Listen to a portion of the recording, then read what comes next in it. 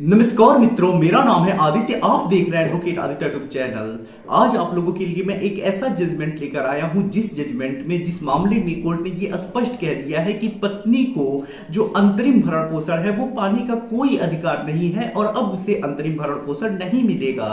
तो अगर आपकी भी पत्नी ने आपके विरुद्ध मेंटेनेंस का केस किया है जिसमें वो मुकदमा लड़ने के लिए आपसे अंतरिम भरण पोषण की मांग कर रही है, तो इस जजमेंट के आधार पर आप अपनी पत्नी के द्वारा दिए गए अंतरिम भरण पोषण प्रार्थना पत्र को खारिज करा सकती हैं और मुकदमा लड़ने के लिए मुकदमा के दौरान जो भरण पोषण के लिए उसे अंतरिम भरण पोषण दिया जाता है वो देने से बच सकती हैं। तो क्या जजमेंट है, क्या मामला है, आइए थोड़ा डिटेल में समझ लेते हैं।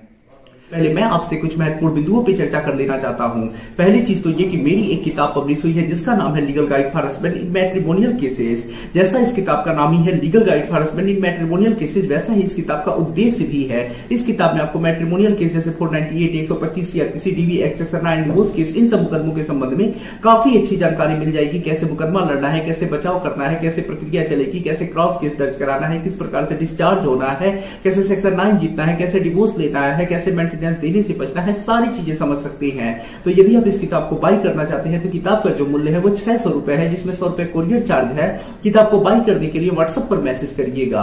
अगली जो महत्वपूर्ण बात है, देखिए बहुत इंपॉर्टेंट बात है, हमारा एक ट्रस्ट है जिसका नाम है वसुधैव कुटुंबकम फाउंडेशन ट्रस्ट। तो देखिए हमारा जो ये ट्रस्ट है उसकी मदद से हम भारत के 3 जगहों पे, पहला इलाहाबाद, दूसरा लखनऊ और तीसरी जगह दिल्ली में बैठक कराने जा रही हैं और पीड़ित पतियों के लिए एक मीटिंग कराने जा रही हैं। तो इस संबंध में अगर डिटेल में आप समझना चाहते हैं तो ये वाला वीडियो देखिएगा। डिस्क्रिप्शन में आपको लिंक मिलेगा जिसमें आपको काफी इंपॉर्टेंट जानकारी मिलेगी। क्यों बैठक करा रहे हैं, सारी चीजें आप समझ पाएंगे। तो ये वाला वीडियो जरूर देख लीजिएगा, आपको बहुत अच्छी जानकारी मिलेगी। साथ ही साथ बैठक में आप अगर आती हैं तो हमें सपोर्ट भी मिलेगा। तो वीडियो पूरा देखिएगा। तो आइए अब अपने महत्वपूर्ण वीडियो। तो देखिए ये जो जजमेंट आया है वो दिल्ली हाई कोर्ट के द्वारा आया हुआ एक लैंडमार्क जजमेंट है और ये जो जजमेंट है इसमें डीवी एक्ट में जो पत्नी है उसने इंट्री मेंटेनेंस के लिए एप्लीकेशन दिया है जिसे कोर्ट ने खारिज कर दिया है और कहा है कि पत्नी को अब अंतरिम भरण पोषण पाने का कोई अधिकार नहीं होगा। ये जो जजमेंट आया है वो Niharika Ghosh versus state of Delhi के केस में आया है। जजमेंट का लिंक आपको डिस्क्रिप्शन में मिल जाएगा। तो क्या मामला है, क्या फैक्ट्स हैं, आइए थोड़ा डिटेल में मैं आपको वो बता देता हूं। तो देखिए ये जो मामला है इसमें जो पत्नी होती है डीवी एक्ट के तहत पति के विरुद्ध मुकदमा दायर करती है। जब ये केस दायर हो जाता है उसमें पति हाजिर होता है, उसके बाद पति अपनी जवाबदेही उसमें आपत्ति देता है। उसी दौरान जो पत्नी होती है वो अंतरिम भरण पोषण प्राप्त करने के लिए भी आवेदन कर देती है कि मुकदमा लड़ने के लिए जब तक मुकदमा चलेगा उस दौरान भरण पोषण के लिए उसे कोर्ट पति से खर्चा दिलवाए।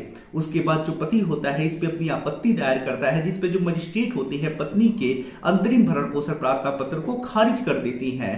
पत्नी सेशन कोर्ट में अपील दायर करती है, वहां से भी उसका जो कि आवेदन होता है, अपील होता है, खारिज हो जाता है और कोर्ट कहता है कि पत्नी को अंतरिम भरण पोषण नहीं मिलेगा।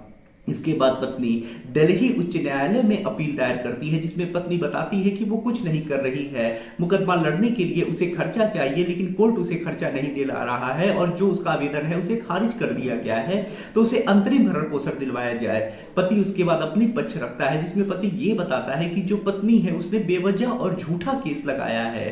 साथ ही साथ जो पत्नी है उसने MA, MBA और PhD तक पढ़ाई की है और इसके पहले वो एक आभूषण की दुकान में अकाउंटेंट का कार्य भी करती थी जहां उसे 12,000 रुपए सैलरी भी मिलती थी। इसका भी साक्ष्य देता है।